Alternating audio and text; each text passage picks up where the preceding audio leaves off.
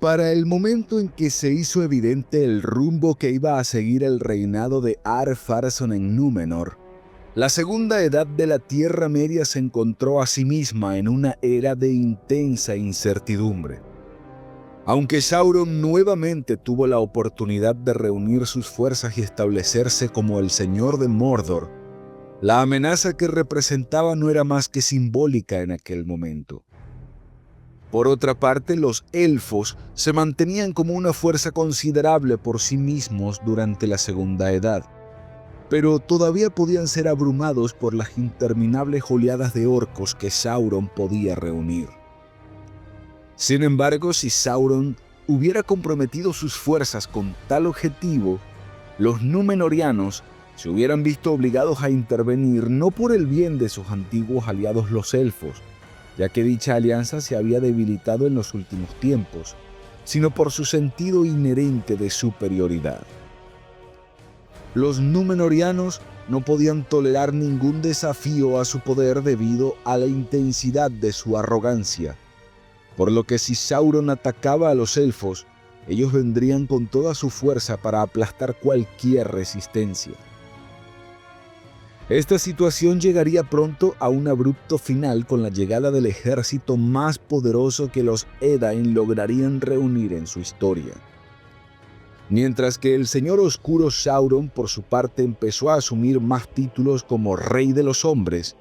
que él pensaba que se ajustaban mejor a la majestad y esplendor de su posición. Además, había comenzado a atacar las ciudades y puertos de Númenor en la Tierra Media, lo cual tendría consecuencias muy importantes.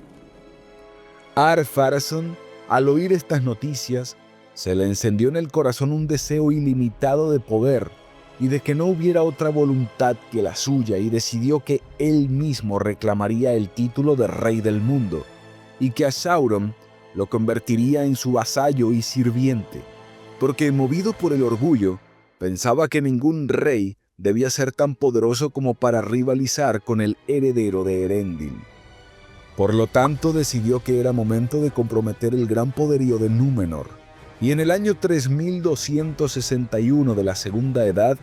Ar-Pharazôn desembarcó en Umbar, con la plena convicción de que no habría otro resultado posible que no fuera una victoria. Los Edain rápidamente partieron de Umbar y se dirigieron a las planicies de Gorgoroth. Y a diferencia de sus ancestros en la batalla de Wathló, no hubo grandes batallas que luchar ni honores que alcanzar en combate. Cuando Sauron vio las majestuosas huestes de Númenor que se preparaban para luchar contra él, sabía que sus ejércitos de orcos ni siquiera podrían hacerle frente a los guerreros más poderosos de su época. Así que Ar-Pharazôn pudo simplemente entrar en Mordor y exigirle a Sauron su rendición, amenazando con destruirlo si se negaba a obedecer. Entonces, Sauron pudo comprender realmente las verdaderas fortalezas y debilidades de la raza de los hombres. Por lo tanto, Sauron, bajo una hermosa forma, se presentó ante los númenóreanos y dijo sentirse abrumado por el inmenso poder y el tamaño del ejército llevado a Mordor, rindiéndose ante el rey y entregándose como prisionero. Sin embargo, en realidad Sauron se rindió de forma astuta, no porque no pudiera enfrentarse a los númenóreanos, sino porque deseaba ser apresado y llevado a Númenor, donde podía destruirlos desde dentro, infiltrándose allí y teniendo acceso al rey, al que podía persuadir y corromper poco a poco. Ar-Pharazôn, que carecía de sabiduría y prevención, pero le sobraba el orgullo, decidió no acabar con el Señor Oscuro en aquel momento, sino que lo llevaría a Númenor como su prisionero. Sauron, al comienzo de su cautiverio, fingió estar profundamente infeliz, pero en el fondo estaba maravillado con su propia malicia, ya que consideraba que su victoria estaba entonces asegurada. En 3 años fue liberado y gracias a su astucia y carisma, pronto logra convertirse en un miembro muy importante de la corte del rey, pudiendo comenzar su plan. Le contó al rey que Eru era una invención de los Valar para mantener el control y justificar sus decretos sobre ellos, minimizando su poder. Entonces instauró el culto a Melkor en la isla representándolo como el verdadero Dios, un libertador que luchaba contra los opresores Valar, convirtiéndose el mismo Sauron en sumo sacerdote. El culto a Melkor, junto a los sacrificios humanos, se convirtieron en obligatorios, instaurándose como la religión oficial de la isla. Sin embargo, no todos los númenóreanos se unieron a este culto ni aceptaron a Melkor ni la corrupción de Sauron, ya que una minoría siguió fiel a los Valar y a los elfos, teniendo contacto con ellos, pero continuaron siendo perseguidos por el rey y sus seguidores. Así pues, fueron conocidos los que seguían a Melkor y Sauron, fueron llamados los hombres del rey, en contraposición a los que no se corrompieron y continuaron en secreto adorando a los Valar y a Eru, conocidos como los fieles. Los señores de Andúnie, siendo los más poderosos después del rey y descendientes directos de Elros y los primeros reyes de Númenor, se contaban entre los fieles más influyentes, y a esa casa pertenecían Elendil, Isildur y Anarion. Sauron hábilmente también avivó las ganas del rey y de muchos númenóreanos de continuar deseando cada vez más la vida inmortal de los seres de Valinor, y consiguió que rechazaran a los elfos, los Valar y los Maiar de Aman, cerrando sus puertos a los elfos que regularmente acudían desde allí, en especial desde la cercana isla de Tol Eressëa, la isla solitaria. Aparte de convencerlos de adorar a Melkor, Sauron también les enseñó a los númenóreanos nuevos conocimientos sobre cómo crear mejores artefactos y los incentivó a amasar más riqueza. Pronto, los númenóreanos regresaron a la Tierra Media, pero no con el objetivo de comerciar y relacionarse, sino para cazar y esclavizar cruelmente a los hombres que allí vivían, a los que consideraban hombres de menor importancia, para sacrificarlos a su dios posteriormente. Con la influencia que Sauron ejercía en Ar-Pharazôn, el rey se convirtió en el mayor tirano de Arda. La destrucción simbólica de la moral del reino vino con la tala del árbol blanco de Ninlop,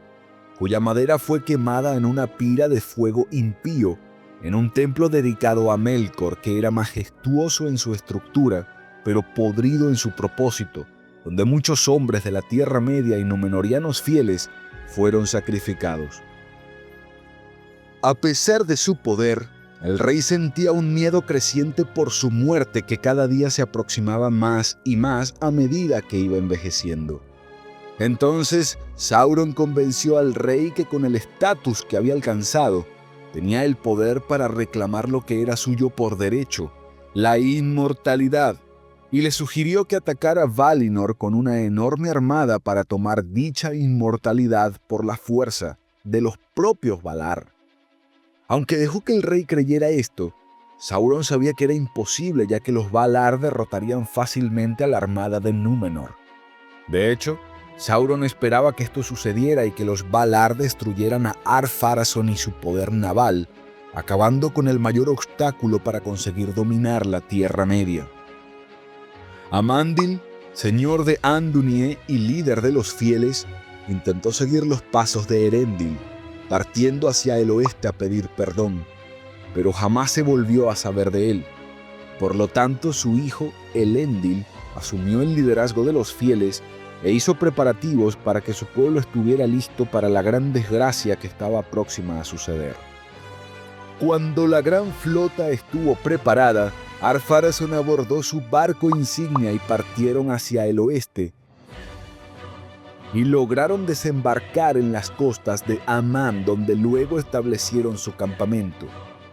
Los Valar se preocuparon entonces por la seguridad de Valinor. Sin embargo, ellos tenían prohibido atacar a los invasores, así como cualquier forma de violencia contra ellos. Por lo tanto, Manwë llamó a Eru Ilúvatar para traer alivio a los habitantes de las tierras imperecederas, e Ilúvatar respondió, abriendo un gran abismo en el mar entre Númenor y Aman, que se tragó a la gran flota, atrapándolos en las cuevas de los olvidados, donde permanecerían hasta que fueran llamados para participar en la Dagor Dagorath, para apoyar a los Valar contra Morgoth, Sauron y todas las criaturas malignas. Gracias a la apertura del abismo, Númenor fue hundida por una gran ola, destruyendo también el cuerpo de Sauron, perdiendo su habilidad de asumir una forma hermosa permanentemente, por lo que no podría engañar de la misma manera a los elfos y hombres como tantas veces lo hizo en el pasado.